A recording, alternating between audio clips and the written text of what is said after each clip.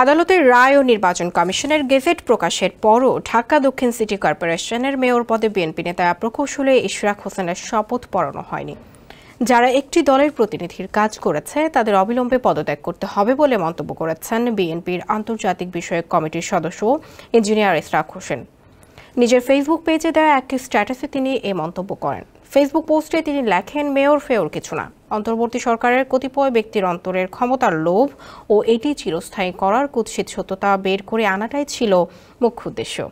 তিনি আরও বলেন, অনেক সমালোচনার মাথা পেতে নিয়েছি, পিতামাতা তুলে গালিগালাজও চুপ করে সহ্য করে গিয়েছি, কারণ একটাই, এদের চেহারা উন্মোচন করতে হবে গণতন্ত্রের স্বার্থে, জনগণের ভোটার অধিকারের স্বার্থে।